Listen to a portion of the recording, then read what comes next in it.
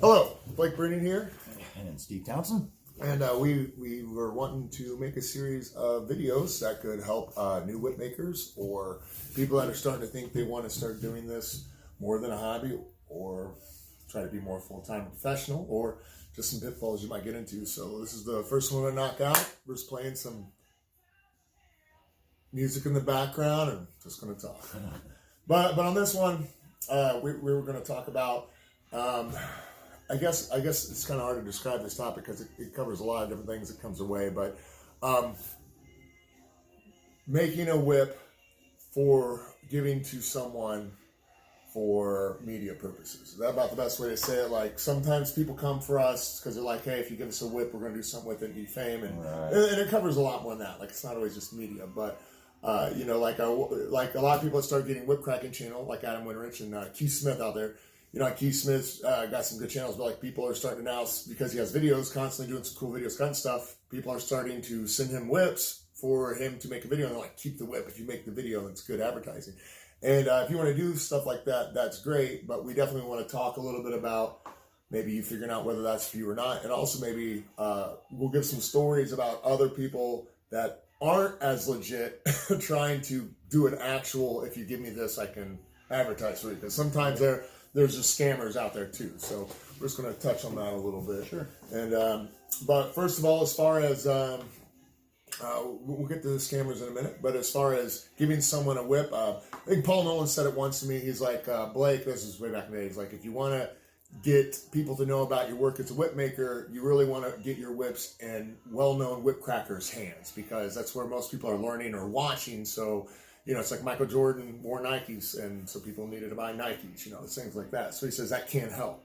And with that being said, some people try to do things like that. Like, they're going to hold Adam or other people like, hey, if I send you this pair of whips, we make a video on it. And, that's something anyone can do. I mean, I'm not saying to do it or not do it, but, just to talk about things like that. And when you start making whips, it's whip making is a long game. That's the best way to call it, right? Like, it's a long game, not just because it takes some people longer than others to make a whip, but it takes a while to make a whip. It's just that you got to build up a clientele, and you got to realize everybody comes in your door may just buy one whip from you, and that's it. Some stick around, some come back annually. You just don't know, but it takes a while to make the stuff, to even build a clientele. It's a very long game for success. And with you guys that are wanting to start out or do stuff, you need to understand it's a long game, and you have time to kind of do things right from the beginning. But one thing that would come up in the beginning is I never wanted to give my work for free to anyone. Not like I wanted. Like, I've given works for charity at this point, and I've given stuff, don't get me wrong, but I never wanted to say, hey, I'm going to give you this for free and make a video. To me, that just I didn't like the way that came off for me as a profession. To just, now if they came opposed to me and it's the right person, but I never wanted to be that guy to push that way. Just like if you ever watch any of our posts, I think Steve does the same thing. Anytime we post on Facebook, we never say who the whip's going to. Unless we're making anything the longest whip, and and the longest said, yeah, I got this whip from me, go ahead and advertise it. But we don't go out of the way to say this one's going out to my main so and so. We think as a profession, we try to keep who the whips are going to as hush hush. We don't want to. That's the customer's secret. They don't want another business out there, Right. If they want to share it, but whatever. I think just the other day, one of my customers posted the whip and said, this is on the way. So that's cool. He wants to do that, but I'm not going to, drop customers' names every time I ship the whip or anything like that. But with this, you may make determinations, like, do you want to send the whip out to someone? Like, hey, Adam, if you can get a hold of him, which, I'm not saying it's not fun, Adam and these guys are key, but like, hey, would you film this out? Because you're thinking, if he has that whip and he sees that video, I'll get orders. And, that can't help, but to me, a lot of things in everything, whether it's life, relationships, business, partnerships, work, coworkers, it's all about relationship. So one way I want to look at it is, if you've never met this guy and he's famous, and you're just like, hey, I'm going to get this free, can you make a video? Well, they get a lot of that. They start getting a lot of that. And not that you can't do that. And it can be good business, but I always saw that the nature of that relationship would be now me giving him everything just for hoping he'll make a video for me. So to me, that's not a non-equal relationship.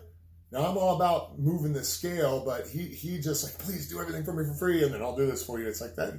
it's kind of hard for you to want to be on even terms with a guy on that level, like professionally. If you did that, like my instructor, I'm thankful I get, I sow seeds into my instructor so that he can teach me how to get better. But I got to produce on the mat. This guy, he recognizes this is a good relationship. We are equally put in hard effort. So, in a normal relationship, there's got to be that balance, counterbalance. So to me, I may cut a deal, like here's a performer's discount. I'll tell you what, how about I just do it for materials? You want to test it out, or there's some things you range, but at least that would be more, or trade. If they make whips, hey, let's do an even trade. But I think that'll set up a better relationship if you want an actual continued relationship, as opposed to maybe get a quick ad for free, because in their eyes, you're treating them more like equals. Even if you're taking the lower end of it, it's not just a free give me, because I think I can say a lot. But I know you guys are scrabbling. You want to find ways to get your name out there, and I mean, it is one avenue, but you got to realize you're losing out materials and time making the whip, and depending on how many whips you made, are you even ready for that? Like, have you made more than 5 whips yet? Should you be sending them to performers for free videos if you only made 5 whips? I mean, there's still a lot of issues to work out. Right, and then you got to think too, if you're a fairly established whip maker and you've been doing this for a living, and you get somebody approaching you like that, you got to stop to think about the fact that if this person isn't involved in the whip community and they're not regularly cracking whips, they may not know how to crack a whip. So if you do go to the trouble to make them a free whip so they can make a review video, you don't know if they even know how to crack a whip, and they may just make your whip look bad. They'll just cast it like crap and say, it cracks like a shotgun, but they're just like, and they don't even make the worst whip or the best whip look. So yeah, it could go bad both ways. Not only did you lose money on the product, you ended up with a review that's less than savory. So, you got to be careful. So again, that's why, I would be more apt to do that if it was someone who I knew was in the whip community who might just be interested in getting one of my whips. Then it might be cool. It might be worth it. But you just got to pick your battles. All right.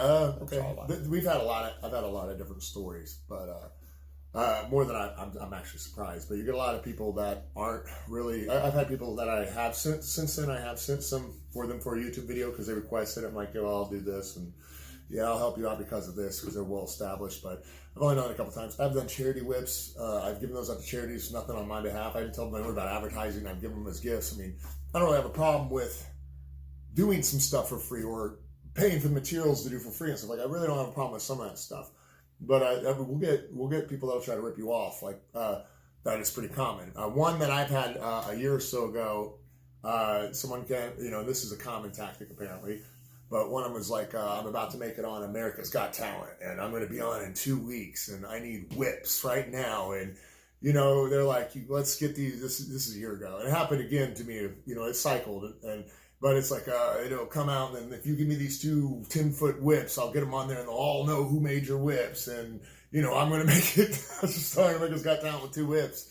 And I'm like, okay. And I'm like, well, that's great and all, but I'm like, all right, you got any video? First of all, when people start talking a big game, it's like, well, let me see show me a video of you cracking what you got right now. First of all, that usually deflates a lot of people that are trying to go for it. And they'll start dogging it. I mean, there's always better ways to handle it than say no, or what are you talking about? But, I'll indulge it. But like, I've seen a video of some people after they've done this, and I'm like, hey, no way they're going to make it America's Got Talent. Like, do you realize Luke Rollins was on America's Got Talent, and he did 2 whips, and he also did rope, and he had more than one set. It wasn't just whips, and that was Luke the Man Rollins. So, but either way, I know they're trying to scam off me, and they're like, no, it's definitely all this. And then I've had it come around again, and but they're like, look, everybody wants to know who made this, and I'm like, look, together, with what we've put out, we've got whips in Indiana Stuff Spectacular, Six Flags, several Circus de Soleil's, Sea with Momoa.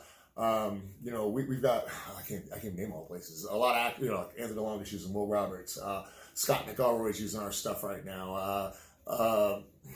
And anyway, a lot of these people have it. I've got on TV shows, movies, or movies coming up and TV shows. The thing is, no one cares in the movie world who made a prop. No. Like my whip or my gun or whatever is just the same as somebody that bought the bookshelf and the fake book inserts behind them. They don't care. You're not going to get a movie credit, but they'll tell you that. It's like, look, you're going to get a lot of credit. And so I've done that. I'll be like, you don't know what you're talking about. I'm like, let me lay on this. It's like, no one ever once cares who made this. And Hollywood usually, sometimes, not always, will even try to haggle you down paying a fair price. But that's a common. What are some you've had some stories that, although some might be some reality to it, it's Yeah, a hustle. yeah. I felt like it was a hustle. It was somebody like again that had a YouTube channel, and they did a lot of reviews for products, knives, and all kinds of stuff. And that's cool. It was a cool channel, and a lot of that stuff was really informative. But it was one of those situations where, again, I just felt like he probably saw some whip somewhere, or maybe he's always wanted a whip, and was just wanting to really get one. And I was hoping to do that through his channel. And my fear is that he could do a review on one of my whips, and it would just not be a good review. So, I didn't feel like for me that was worth it. Not that the guy is a crook or a scam artist or anything like that, but I just felt like the bottom line was he just wanted a whip. It wasn't so much about trying to help my business like he was telling me. It was more about having another video for him to do, and a cool whip when he was done. So. Wasn't really off. You had a weird email from a guy that I remember the one line you used. He said, "Hollywood is calling." Hollywood's calling. Yeah. Steve Townsend. Hollywood calling. Yeah, I don't know who that guy was. What was that one? Oh, what was the general idea on that one? What was that? I don't know. He had seen a video of you cracking one of my whips, man. This was that years first ago. one. Yeah, the very first one. Oh. Yeah, that was. Well, I just showed people how I can crack with a finger, and no one ever had that on a video to see how easy it could. And so, like, that whip must crack amazing. It wasn't that regular cracking whip. No, it really wasn't. That was probably like my fifth or sixth whip, realistically. It cracked well enough, but yeah, it wasn't. Yeah, it wasn't.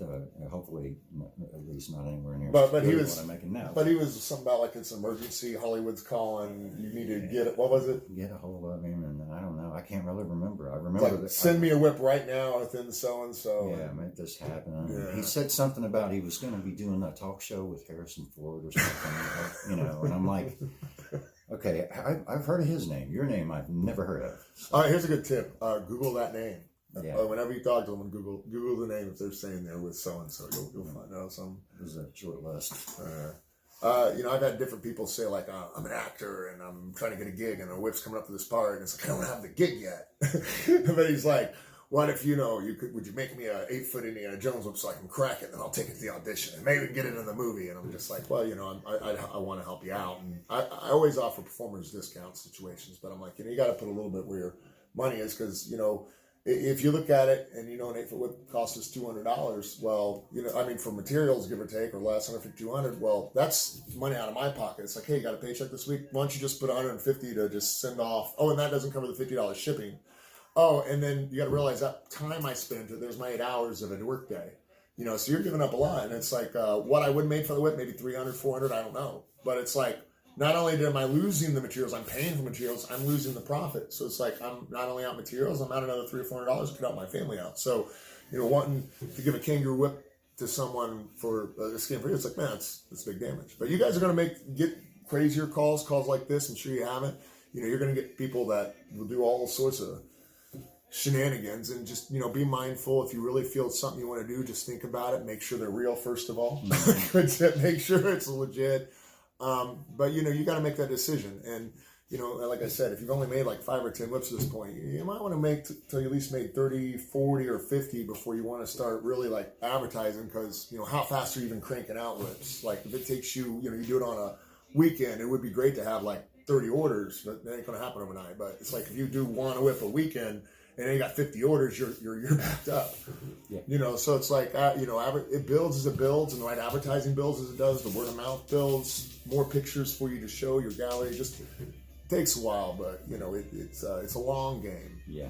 And it's we're going to talk more about these in other videos about how to do things right. But that's one pitfall I want you guys to pay attention to or look out more is, don't just try to throw your stuff at people thinking that suddenly, because that's another thing. You may say, hey, I got 5 whips going out. He's going to put it on a video, and then I'm going to it'll be worth all of it because I'll get like 20 orders. And it's like, it doesn't always work that way. We got a lot of top guys in the cracking business that recommend us, and I'll get messages like, hey, Adam recommended you, or Anthony, or Peter Thorndike, and like we'll get that stuff, and but it doesn't come around as much as you think. Like I'll get a few a year from some of these guys, or Adam, or whoever, but you think with all the exposure, like, oh, he must get 30 whips right after that video, and it's like, well, not everybody has a few $100 just because they saw a video they want to watch, and so it doesn't work on that. Nylon's a little different.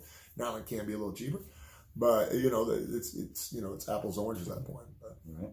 anything else, or remember any other odd stories or No. funny That scams? was about the weirdest one, right? Yeah.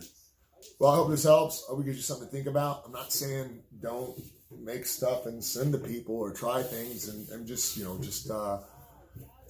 this is something you just don't know what to do with until you're there, you know. And we got some of the stuff before we actually got some stuff finally to hit Hollywood too, you know, and you know, we just wanted to make good whips. So it's like this isn't a quick fix. We know this is a long game.